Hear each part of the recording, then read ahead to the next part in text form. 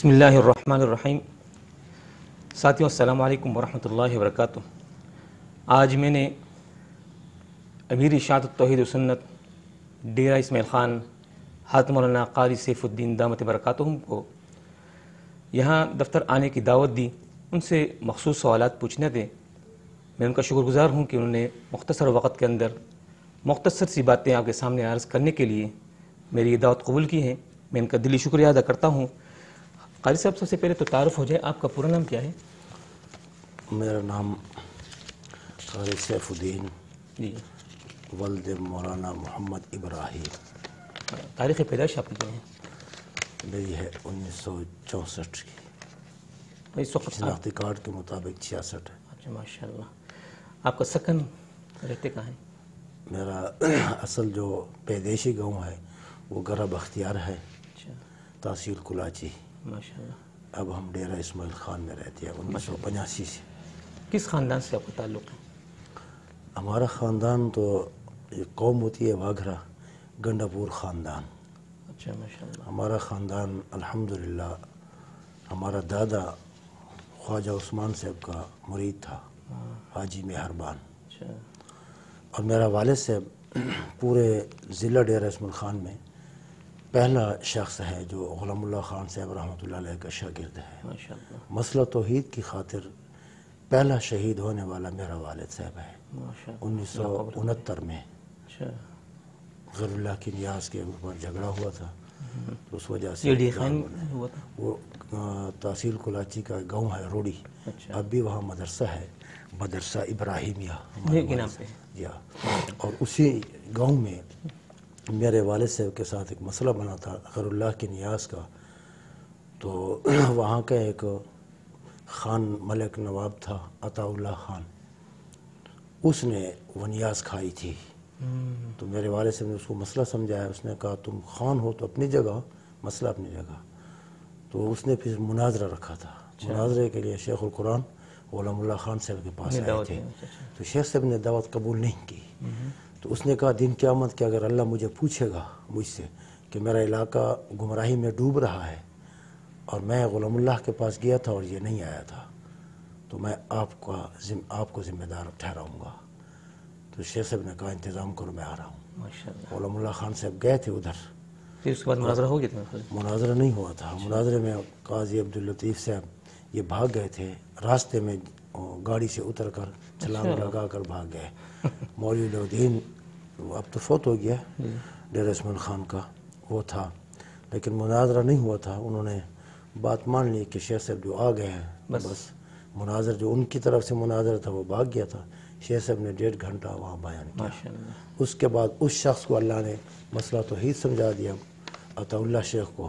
میرے والد کے شہادت کے بعد وہ سن 77 میں شہید ہوا ہے، وہ عطا اللہ جو ہے خان، تو پورے مدرسے کی ذمہ داری اس نے سنبھال لی تھی۔ ماشاء اللہ، مدرسہ آج تک بھی زندہ ہے، چل رہا ہے، چل رہا ہے۔ اس کا نام زندہ ہے میرے والد صاحب کا۔ تو ہمارا ایک بہنوئی ہے شیخ القرآن غلام اللہ خان صاحب کا شاگرد ہے مولانا سراج الدین صاحب، وہ مدرسہ چلا رہا خدمات ان کی ذمہ ہے۔ ہے۔ جی، ماشاء خدمات ان کے ذمہ ہے۔ اللہ۔ بچوں کی تعداد کتنی ہے؟ میری جی، میرے بچے 7 ہیں۔ کیا مصروفیات ان کی؟ مصروفیات، بڑا بچہ میرا حافظ قرآن ہے اور منزل بھی پڑھتا ہے اور ڈاکٹری کا کورس کیا ہوا ہے میڈیکل کا اسی میں۔ ماشاء اللہ۔ چھوٹا اس کے بعد دوسرا بچہ میرا وہ بھی میرے ساتھ دکان پہ ہوتا ہے، میرا حافظ سائیکل سٹور، اس سے میں نے دفتر بھی بنایا ہوا ہے جماعت کا، اور پوری جماعت ضلع ڈیرہ اسماعیل خان کا اخراجات دفتر کے اپنی دکان سے بھی ادا کرتا ہوں، ماشاء اللہ، تو وہ چلا میرے ساتھ معامل ہے۔ تیسرا بچہ میرا حافظ قرآن ہے، وہ بھی الحمدللہ فرنیچر یہ اس کا کاریگر ہے، مزدوری اپنی کرتا ہے۔ عصری تعلیم کتنی ہے؟ میری عصری تعلیم تھوڑی ہے، صرف پرائمری ہے۔ ماشاء اللہ۔ اور دینی علوم؟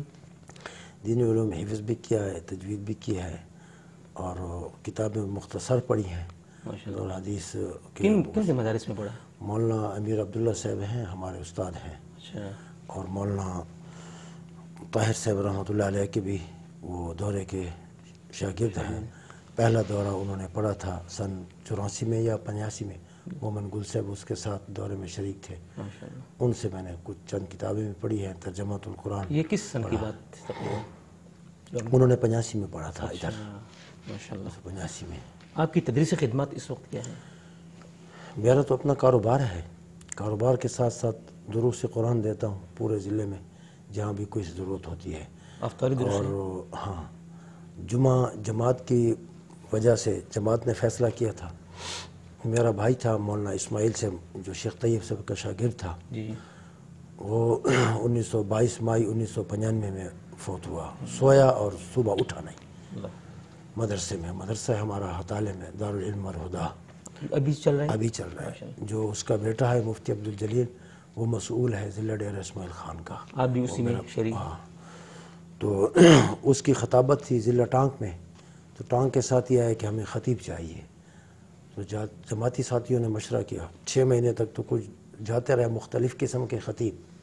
6 مہینے کے بعد ہمارے استاد تھے قاری محمد اشرف صاحب رحمۃ اللہ علیہ، اس نے کہا کہ اس کو لے جاؤ، اس کو پشتو بھی آتی ہے، مستقل ہے میرے خیال میں؟ مستقل وہاں خطابت ہے میری تقریباً 24 سالوں سے۔ جس مدرسے کا آپ نے تذکر کیا، اس میں کوئی عہدہ ہے آپ؟ میں اس کا سرپرست ہوں۔ اس مدرسے کے آس پاس مکین کا تعلق کیسا ہے مدرسے سے؟ مدرسے کے ساتھ مکین کا تعلق تو بڑا اچھا چلتا ہے، لیکن کیونکہ وہ جہالت کا علاقہ ہے، پیر و مریدی کا سلسلہ چلتا ہے۔ اس سال الحمدللہ ہم نے دورہ تفسیر شروع کیا ہے، ماشاءاللہ، وہ شیخین کی طرز پر 15 شعبان کو شروع کیا ہے، 25 رمضان 23 رمضان کو ختم کیا ہے۔ مفتی عبدالجلیل صاحب نے پڑھایا پورا دورہ تقریباً۔ پورے سال میں کیا ترتیب چلتی کتابوں کی؟ پورے سال میں وہاں کتابوں کا شعبہ اس سال نہیں ہے، اچھا حفظ اور تجوید کا ہے، باقی مسائل ادھر ادھر مدارس ہیں، اچھا، ماشاء میں ساتھیوں کو بھیجتے ہیں۔ مزید آپ اس میں کیا ترقی کرنا چاہیں گے مدرسے کے لیے؟ کچھ تعمیراتی مدرسے کے لیے تعمیراتی کام کے لیے بھی ہمارا ضرورت ہے، کیونکہ سیلاب میں ہمارے مدرسے کے کمرے سارے کریک ہو گئے، اس کے فرش وغیرہ بھی اوپر بھی، اس کی ہم نے تعمیر کرنی ہے، اور مسجد بھی پہلے شہید کی تھی، ہم نے مسجد بنا دی ہے الحمدللہ۔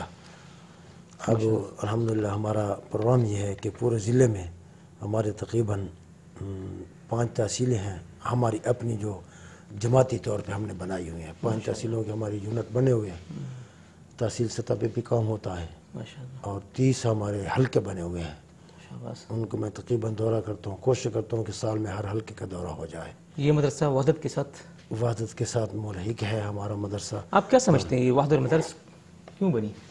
وحدت المدارس تو ضرورت تھی، ایک تو یہ تھی کہ ہمارے یہ جو کچھ حالات تھے ملکی، اس میں ہمارے مدارس منتشر ہو گئے تھے۔ یہ آج سے تقریباً ایک پروگرام تھا 1992 میں یا 93 میں، ایک اجلاس تھا شاہپور میں، ایک 100 روپیہ لیا تھا۔ آپ کافی دیر سے شروع ہاں، اس وقت یہ شروع تھا، اس وقت وحدت نام نہیں تھا، جی اس وقت تنظیم المدارس نام تھا، تو یہ کسی اتار چڑھو کی وجہ سے تو اس نام کا کسی اور نے بورڈ بنا لیا، تو پھر شیخ صاحب نے کوشش کی، پھر شیخ صاحب نے تنظیم بنائی ہر ضلع میں، تو اسی تنظیم میں مجھے سرپرست بنایا تھا ضلع ڈیرہ اسماعیل خان کا، وحدت المدارس کا، اور مفتی عبدالجلیل کو ضلعی امیر بنایا تھا۔ جب یہ بورڈ بن گیا تو الحمدللہ اس کو مسئول بنا دیا، تو میں نے کہا جو کام تھا ہم نے کر دیا۔ تقریباً ہمارے 28 تک مدارس الحاق ہیں ضلع ڈیرہ اسماعیل خان کے وحدت کے ساتھ، اور وحدت کا نظام بہت اچھا چل رہا ہے۔ ہمارے اپنے طالب علم ان کے پاس جاتے تھے تو وہ بطور پستی قسم کے شکار ہوتے ہیں، عظیمت اٹھانے کا پڑتی ہے۔ بالکل، آپ بڑے خوش ہیں کہ ہمارے موحد ساتھی، جی جی بالکل، اور اس وجہ سے خوش ہیں کہ ہماری اسناد کے اوپر ہمارے قید کے دستخط ہوں، یہ بہت بڑی کمال کی بات ہے۔ بہت سارے لوگ ہماری جماعت کے ایسے ہیں جنہوں نے اب تک اپنے مدارس کا الحاق نہیں کیا، کیا کمزوری ہو سکتی ہے؟ وہ تو اپنی کمزوری خود بتائیں گے۔ جہاں تک میرا خیال ہے، کچھ لوگوں کا یہ خیال تھا کہ یہ وحدت شاید نہ چلے، کچھ دنوں کے بعد ختم ہو جائے، کچھ کا یہ تھا، اور کچھ کا یہ تھا کہ اگر ہم ادھر کریں گے تو یہ نہ چلا تو پھر وہ ہمیں نہیں سنبھالیں گے وفاق والے، کچھ کا یہ ذہن تھا، اور کچھ کا کچھ یہ تھا کہ جی اگر وفاق میں نہ ہو تو شاید ہمیں چندہ نہ ملے، یا ہر قسم کا اپنا اپنا ایک ذہن ہوتا ہے، مختلف ذہن تھے۔ آپ کیا سمجھتے ہیں آنے والے دنوں میں وحدت کیسے ترقی کرے؟ انشاءاللہ وحدت دن بدن ترقی کر رہی ہے، اور وحدت کا جو نصاب ہے بہترین نصاب ہے۔ اس کی وجہ یہ ہے کہ وفاق المدارس والوں کا نصاب جو ہے وہ علوم عربیت سے کٹ رہے ہیں، دن پہ دن آہستہ آہستہ کٹ رہے ہیں، بالکل کٹ رہے ہیں، صحیح بات، اور وحدت کے جو بن رہے ہیں یہ علوم عربیہ کے صحیح عالم بن رہے ہیں۔ ماشاءاللہ جس طرح اللہ نے قرآن کی حفاظت لی ہے ہماری جماعت سے، جی، انشاءاللہ یعنی وہ حدیث کی حفاظت بھی اللہ ہماری یعنی جماعت جو ہمارے بڑوں کی افکار تھا اسی پر اب اسی پر ہم انشاءاللہ چل پڑے ہیں الحمدللہ۔ چل پڑے ہیں، الحمدللہ۔ جماعت سے وابستگی کب سے ہے؟ میری جماعت سے وابستگی پیدائشی ہے الحمدللہ، ماشاءاللہ، کیونکہ ہمارے والد صاحب جو ظاہر سی سب بات سے ہے، پہلے تھے، تو ماشاءاللہ، اس لیے پہلے دن سے۔ اور جب پہلے ہم ڈیرہ اسم خان میں شفٹ ہوئے تو اس وقت بندیالوی صاحب کی تنظیم تھی، اس نے بنائی تھی غالباً ایسے دفاع صحابہ کے نام پر بنائی تھی، تو ان دنوں میں کچھ میں نے کام اس دفاع صحابہ میں کیا تھا۔ پھر جب 1994 میں ہماری بنی نوجوانان توحید و سنت، شیخ صاحب نے اور ہمارے ناظم اعلیٰ سید ضیاء اللہ شاہ صاحب بخاری مدظل العالی اس نے جب بنائی تو اس میں مجھے انہوں نے امیر بنایا ڈیرہ اسم خان کا۔ 14 سال میں نے نوجوانان توحید و سنت کی امارت میں نے کام کیا ہے۔ پھر 2012 میں میرا استاد تھا مولانا مفتی عبدالحکیم صاحب رحمۃ اللہ علیہ، وہ اشاعت و توحید و سنت کا امیر تھا۔ وہ جب فوت ہوئے، بلکہ فوتگی سے پہلے شیخ صاحب آ رہے تھے کراچی سے، تو مولانا امیر عبداللہ صاحب کے پاس پروگرام تھا ضیاء القرآن میں، تو مفتی صاحب آئے تو اس نے کہا کہ میں اپنی امارت سیف الدین کے حوالے کرتا ہوں۔ شیخ صاحب کو کہا کہ اعلان کر دو، تو میں نے انکار کیا، میں نے کہا استاد کی زندگی میں امارت نہیں لیتا۔ جب استاد فوت ہوئے تو ہمارا اجلاس تھا اپریل کے مہینے میں اقصی مسجد بٹگرام میں، اچھا، تو شیخ صاحب نے وہاں اعلان کیا کہ آپ نے کوئی امیر بنایا ہے؟ میں نے کہا نہیں۔ کہتے میں نے آپ کو امیر بنایا، ماشاءاللہ، اور وہ اپنے پیپر کے اوپر لکھ کر دیا، مولانا غلام حبیب صاحب کے دستخط، مولانا عبدالجبار صاحب کے، مولانا سعید الرحمان صاحب کے، بہت بڑے علماء کے دستخط کر دیا، لیٹر لکھ کر دیا کہ میں نے اپنے آپ کو آپ کے استاد کی جگہ کے اوپر میں نے امیر بنا دیا۔ بہت بڑی سعادت کی بات ہے، 2012 سے اب الحمدللہ 2023 ہے، ماشاءاللہ، چل رہے ہیں۔ اللہ پاک ہمیں، مزید توفیق ہماری تو کوشش یہ ہے کہ اللہ مرد دم تک ارشاد کا خادم رکھے اور ارشاد کے ساتھ منسلک رکھے۔ جماعتی رکن سے جب آپ پہلے مرتبہ ملتے ہیں تو ان سے پہلے سوال کیا کرتے ہیں؟ جماعتی اگر رکن مل جائے، شیخ صاحب کہتے رہتے ہیں ہمارے 3 قسم کے لوگ ہوتے ہیں۔ ایک ہوتا ہے جماعتی مشن کے ساتھ محبت کرنے والا، جماعتی مشن کو آگے بڑھانے والا، وہ جماعتی ہے۔ کچھ ہوتے ہیں معاون، کچھ ہوتے ہیں ہمارے معاون نہیں ہوتے، ہمارے مسئلہ کی تائید کرنے والے ہیں۔ متفقین ہوتے ہیں، ہاں، تو جماعتی ساتھی ملتے ہیں تو ہم ان سے پہلے پوچھتے ہیں کہ جماعتی کام آپ کے حلقے میں کیسے جا رہا ہے، یا اگر جماعت کے کام میں کوئی رکاوٹ ہے تو وہ ہمیں بتائیں۔ بالکل، اور ہمارا ماہانہ اجلاس جو ہوتا ہے، اجلاس میں ہر حلقے سے ہم اس کے ذمہ دار جو امیر ہوتا ہے یا ناظم ہوتا ہے، 2 آدمی ذمہ دار ہوتے ہیں، اس سے پوچھتے ہیں کہ آپ اپنے کام کی نوعیت بتائیں، فنڈ کی نوعیت بتائیں، اخراجات کی نوعیت بتائیں۔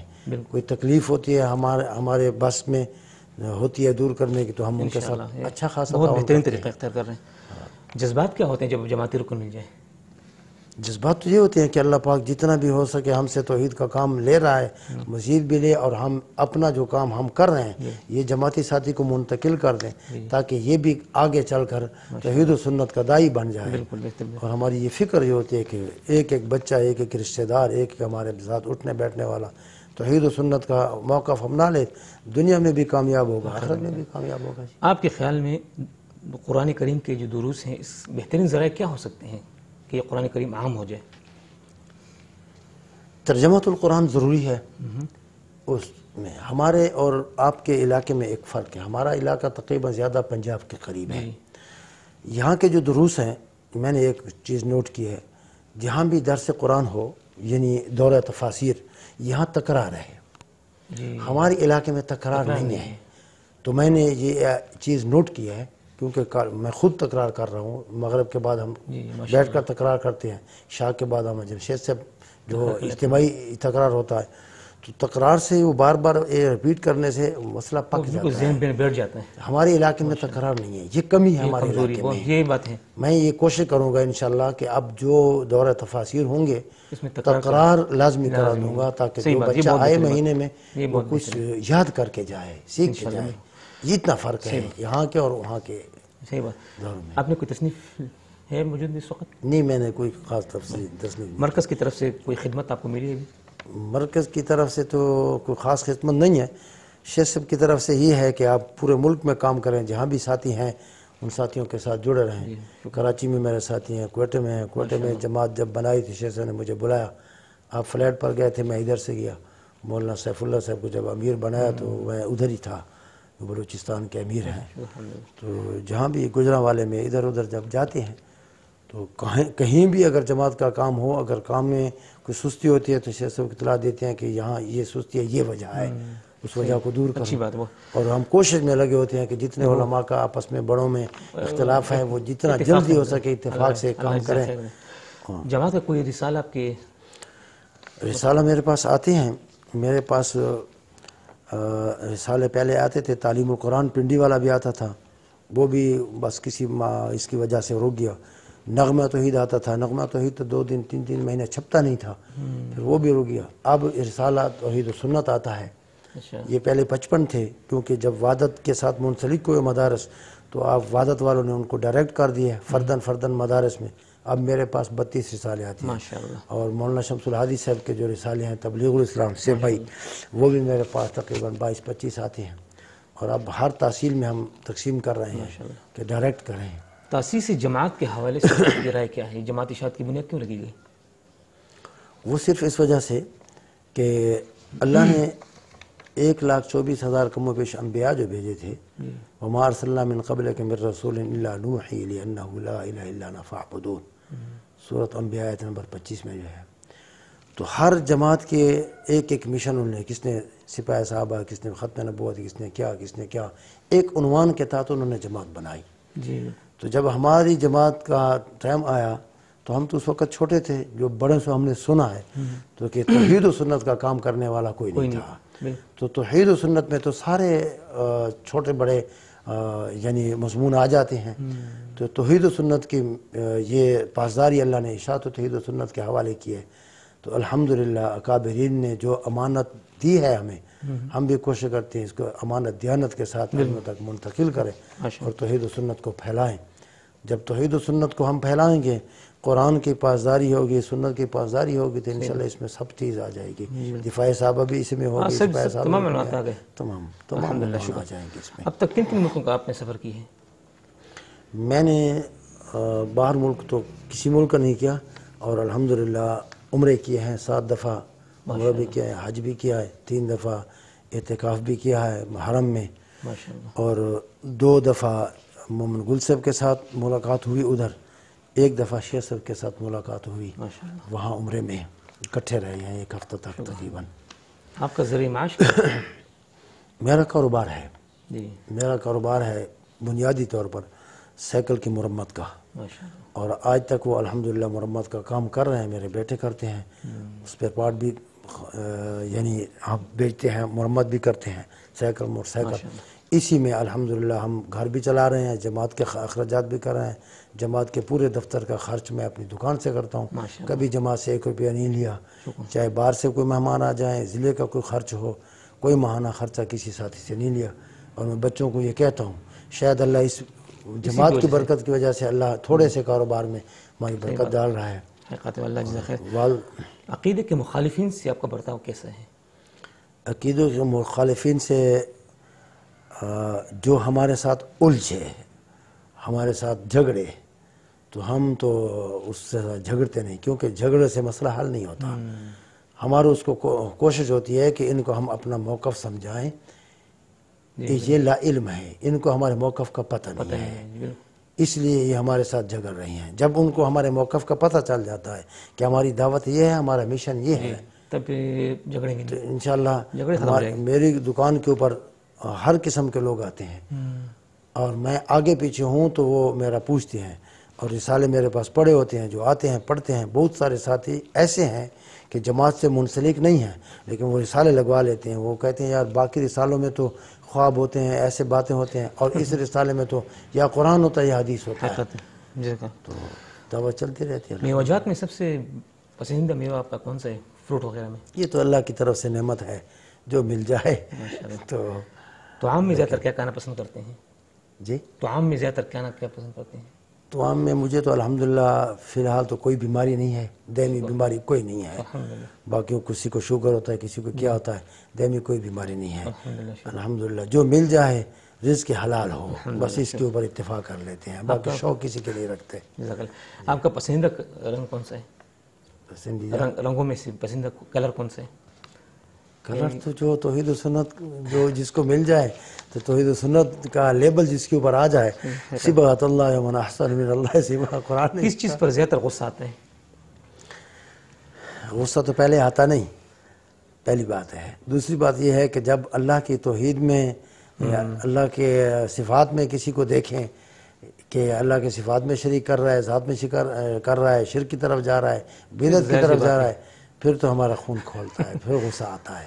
کوئی تحفہ دے دے اور آپ کو وہ پسند نہ ہو تو کیا کرتے ہیں اس تحفے کے ساتھ؟ تحفہ تو آپ صلی اللہ علیہ وسلم نے فرمایا کہ ایک دوسرے کو تحفہ دیا کرو، محبت بڑھتی ہے۔ اور تحفہ پسند ہوتا ہے، کیوں نہیں ہوتا؟ اگر نہ ہو تو پھر بھی تو کسی دوسرے ساتھی کو دے دیتے ہیں، یا ایسی چیز ہوتی ہے کہ ہمارے استعمال ہم اس کو پسند نہیں کرتے تو دوسرے ساتھی کو کر دیتے ہیں، پتہ ہوتا ہے کہ یہ ہم نہیں کرتے، دوسرا ساتھی کرتا ہے تو اس کے حوالے کر دیتے ہیں۔ اگر آپ کو اسلامی جمہوریہ پاکستان کا وزیر اعظم بنا دیا جائے تو آپ کی ترجیحات کیا ہو سکتی ہیں؟ اللہ تو قادر ہے، ہمارا تو اتنا حیثیت نہیں ہے، تو اگر بن بھی جائیں تو ہماری پہلی کوشش تو یہ ہے کہ جس ملک کو حاصل کیا گیا، جس مقصد کے لیے، ہم تو پہلی پوری کوشش کریں گے کہ ہم اس ملک کے اندر، اور ملک بنا تھا لا الہ الا اللہ کی خاطر، جتنی کوشش ہوگی کہ ہم لا الہ الا اللہ کو، اس قانون کو لاگو کروائیں، عدالت کے ذریعے، عوام کے ذریعے، جتنا بھی ہو سکے کوشش اس قانون کی پاسداری اور اس قانون کو لاگو کریں ہر طریقے سے، جتنا بھی ہو سکے، تب امن ہوگا، ورنہ امن تو نہیں آ سکتا۔ سیاسی ماحول ہے، انتخابات قریب ہے، کوئی آپ کو دعوت دے کوئی پارٹی تو کس پارٹی میں شامل ہوں گے؟ ہمارا بنیادی طور پر کسی پارٹی کے ساتھ الحاق نہیں ہوتا، نہ مرکز سے ہمیں آرڈر ہوتا ہے، نہ صوبے سے، اور شیخ صاحب سے ہم مشورہ کرتے ہیں کہ اس شیخ صاحب ہر بار یہ کہتا ہے کہ جو مقام پہ جو جماعتی ساتھیوں کو مسلکاً مخالفت نہیں کرتے، جو گروہ، پہلے تو ہم اس کو اہمیت نہیں دیتے ووٹ کو، اگر مجبوری بھی بن جائے ضرورت کے تحت تو ہم ساتھی، ہر ساتھی کو آزاد کر دیتے ہیں اپنے علاقے میں، جو ساتھی آپ کے ساتھ آپ کے دینی پروگراموں میں تعاون کرتا ہے اس کے ساتھ آپ بھی تعاون کریں، ماشاءاللہ، شکر۔ باقی اس کو ہم ضروری نہیں سمجھتے۔ اس وقت پاکستان کے حالات کافی ابتر ہیں، ایسے کیا وجوہات ہو سکتی ہیں کہ یہ ملک ٹھیک ہو جائے؟ یہ بربادی اسی کی وجہ سے ہے، تو یہ کون سے حالات کس وجہ سے؟ ملک ٹھیک تب ہوگا کہ جس مقصد کے لیے ملک بنا تھا اس مقصد کے لیے کوئی بھی نہیں سوچتا۔ جب تک یہ انتقامی کارروائیاں ہوتی رہیں گی، ایک آتا ہے دوسرے کے اوپر انتقامی کارروائیاں، یہ ایک حکمران ایک دوسرے کے ساتھ جگہ رہے ہیں، ایک نے اس کی نوکری لگائی، دوسرے نے آ کر اس کو ہٹا دیا، تو پھر کیا ایک دوسرے کا انتقامی کارروائی ختم ہوگی۔ جب وہ اعلان نہیں کریں گے، جس طرح آپ صلی اللہ علیہ وسلم نے فتح مکہ کے موقع پر کیا تھا، لا تثریب علیکم اليوم، تو آپ صلی اللہ علیہ وسلم نے جب یہ اعلان کیا تو وہ اکرمہ بھی سمندر پار ہونے والا وہ بھی واپس آ گیا، ابو جہل کا بیٹا، کہ میرے والد نے تو نکالا تھا مکہ سے، اب محمد نے یہ اعلان کر دیا صلی اللہ علیہ وسلم نے۔ جب اتنا بڑا اعلان ہو گیا تو اب میں تو حکمرانوں کو اور ان کو یہ کہتا ہوں کہ معافی کا اعلان کر دے، جو کچھ ہو گیا ہو گیا، آئندہ کے لیے، ملک کے لیے سوچیں، عوام کے لیے سوچیں، بہترین بات ہے۔ یہ ذات کے لیے سوچتے ہیں، عوام کے لیے نہیں سوچتے۔ صحیح بات ہے۔ اللہ کو جزائے خیر دے۔ حضرت آپ نے ایک بات کی کہ میں پیدائشی جماعتی ہوں، اب تو آپ کی داڑھی بھی سفید ہو گئی، یعنی کافی عرصہ گزر گیا، اس عرصے کے دوران تو آپ پر کوئی نہ کوئی تکالیفیں، مشقت، مخالفت آئیں گی، کوئی ایسا واقعہ جو آپ کے رونگٹے کھڑے کرے؟ کوئی ایک واقعہ؟ بہت تکلیفیں آئیں، کیا ہم قتل کے دھمکیاں بھی دی گئیں، ہمارے گھروں کو بھی نکالا گیا، کلاشن کوپیں بھی، بہت واقعات ایسے پیش آئے جو نامناسب ہیں۔ استقامت کا مظاہرہ کیا، الحمدللہ ہم ہر وقت دعا یہ کرتے ہیں کہ اللہ ہمیں استقامت دے۔ ہمارے دوست احباب کے لیے، جماعت حق کے لیے آپ کا پیغام دینا چاہیں گے؟ ہم جماعتی ساتھیوں کو یہ کہتے ہیں کہ توحید و سنت کے اوپر زور دو، لڑائی جھگڑوں میں نہ پڑو، اور شخصی فتویٰ نہ لگاؤ، ٹھیک ہے، کسی شخص کو ٹارگٹ نہ بناؤ، کسی جماعت کو ٹارگٹ نہ بناؤ، اپنا موقف بیان کرو، آپ کو اجازت ہے۔ اور ہم سے اس لیے لوگ نہ لائیں کہ ہماری دعوت، ہمارے اندر کمزوری ہے، ہم اپنی دعوت کما حق ان تک نہیں پہنچا سکے۔ ہماری جب دعوت پہنچے گی ان تک، اور ہمیں یقین ہے انشاءاللہ ہماری دعوت قبول کریں گے توحید و سنت کے، اور لوگ اس طرف آئیں گے، اور احسن طریقے سے، کیونکہ قرآن کے یہ حکم ہے وَجَادِلْهُم بِالَّتِي هِيَ أَحْسَنُ، اس طریقے سے ہم پہنچائیں گے تو انشاءاللہ دعوت قبول کریں گے۔ لوگوں میں انابت ہے. جی کچھ لوگ ایسے علماء ہیں جنہوں نے ہم سے دور رکھا ہوا ہے ان کو، جی تاکہ وہ ان کے قریب نہ جائیں، ان کی بات ان کی دعوت نہ سنیں. جب وہ سن لیتے ہیں تو انشاءاللہ وہ قریب آ جاتے ہیں. ہم ادھر پنجپیر کے اجتماع میں آتے ہیں، تقریباً 400-500 تک ہمارا قافلہ ہوتا ہے ڈیرہ اسماعیل خان سے. ایسے ساتھی ہم لے کر آئے کہ جو کہتے ہیں یار یہ تو چند آدمی ہیں ڈیرہ اسماعیل خان میں، چند لوگ ہیں. کچھ اور سنا ہوتا ہے اور یہاں جب آتے ہیں تو کہتے ہیں یار ہم نے 3 دن رہے، ہم نے جب بھی مسئلہ سنا توحید و سنت، کوئی قصے کہانی، کوئی ہم نے پمفلٹ، کوئی باتیں نہیں سنی. جو بھی مولوی آتا ہے چھوٹا یا بڑا تو توحید و سنت. اور جب اطاعت امیر یہاں دیکھتے ہیں اور شیخ صاحب کا جو اخلاق دیکھتے ہیں، شیخ صاحب ایک چھوٹے بڑے کے ساتھ ملتا ہے اور ان کو ٹائم دیتا ہے، ان کے ساتھ ملنا جلنا اور ان کے ساتھ دعا سلام کرنا. تو پھر جب یہاں آ کر دیکھ لیتے ہیں نا، وہاں جا کر وہ کہتے ہیں یار ان کی بہت بڑی جماعت ہے اور بہت بڑا مرکز ہے، بہت بڑا مطلب ہے. صحیح بات ہے. اور ہم شیخ صاحب کے متعلق بھی بہت سارے ساتھی ہمیں کہتے ہیں، ایسے ساتھی جو جماعتی بھی نہیں ہے، جماعت کے ساتھ محبت رکھنے والے، ان کو کہیں سے نمبر مل جاتا ہے، وہ کہتے ہیں ہم جب بھی ہم نے نمبر فون کیا تو شیخ صاحب نمبر اٹھاتے ہیں. بہت سارے ساتھی ایسے آئے ہیں یہاں مرکز میں جن کو ہم نے نہیں بھیجا، خود آئے. وہ کہتے ہیں جب بھی اگر ہوتے ہیں پنجاب میں ہم جائیں کسی دوسرے علماء کے پاس، دوسرے طبقے کے ساتھ 1 گھنٹہ بیٹھ رہتے ہیں ملاقات کے لیے، کوئی ہمیں پوچھتا نہیں، کوئی چائے کا نہیں پوچھتا. یا شیخ صاحب اپنے ہاتھوں سے چائے اٹھا کر لے آتے ہیں، ہمارے ساتھ بیٹھ کر ناشتہ کرتے ہیں، چائے پیتے ہیں، اور ہوں موقع پر تو ملاقات بھی ہو جاتی ہے. اس سے بڑے مانوس ہوتے ہیں ساتھی. اور حقیقتاً اللہ پاک ان کی زندگی میں، ان کے علم میں برکتیں عطا فرمائے. اللہ اس مرکز کو آباد رکھے ہمیشہ آپ کے اس میں گرانے. جزاک اللہ خیر. عزیز ساتھیوں، یہ تھے ہمارے امیر اشاعت توحید و سنت ڈی آئی خان حضرت مولانا قاری سیف الدین دامت برکاتہم سلمہ اللہ تعالی. یہ مختصر سا وقت ہے کیونکہ اب درس کا وقت بھی شروع ہونے والا ہے. ان کے ساتھ بیٹھنے میں تو بہت مزہ آیا، چاہیے تھا کہ میں زیادہ وقت لے لیتا اور ان سے زیادہ استفادہ کر لیتا. تو انشاءاللہ یہ آدھی ملاقات ہم آئندہ کے لیے چھوڑ دیں گے. میرا ارادہ ہے کہ میں ڈی آئی خان چلوں ان کے ہاں اور ان کے مدرسے میں تشریف لے جاؤں اور وہاں پہ وزٹ بھی کر لوں، ان سے ملاقات ہو جائے گی. انشاءاللہ بہت سارے سوالات ہیں جو آپ کی بھی ہیں، وہ بھی باقی انشاءاللہ وہ ان سے کریں گے. میں ان کا شکریہ ادا کرتا ہوں کہ انہوں نے مجھے وقت دی اور یہ جو باتیں انہوں نے کی ہیں بڑی حکمتی باتیں ہیں. آپ دل کے کانوں سے سن لیں اور اس پر عمل کریں. خصوصاً ہمارے دوست احباب جو یہ سن رہے ہیں، اور جو آخری سوال جن سے میں نے پوچھا تھا وہ قابل ستائش ہے کہ آپ اس کو دل کے کانوں سے سن لیں اور اس پہ عمل کرنے کی کوشش کریں تاکہ جو بھی رکاوٹیں ہوں وہ دور ہو جائیں. کیونکہ بہت سارے لوگ ایسے ہوتے ہیں جن کو پتہ نہیں ہوتا، ان بیچاروں کو یہاں لائیں، مرکز لائیں، ان کے پاس لے جائیں، اور بھی ہمارے مراکز ہیں ضلع میں، تو انشاءاللہ انہیں بہت کچھ ملے گا. ان کے دل کے اندر جو گندگی ہوتی ہے وہ ان کی ملاقات سے دور ہو جائے گی. مولانا صاحب بہت شکریہ، بہت مہربانی، اللہ جزائے خیر دے. بہت شکریہ، بہت شکریہ.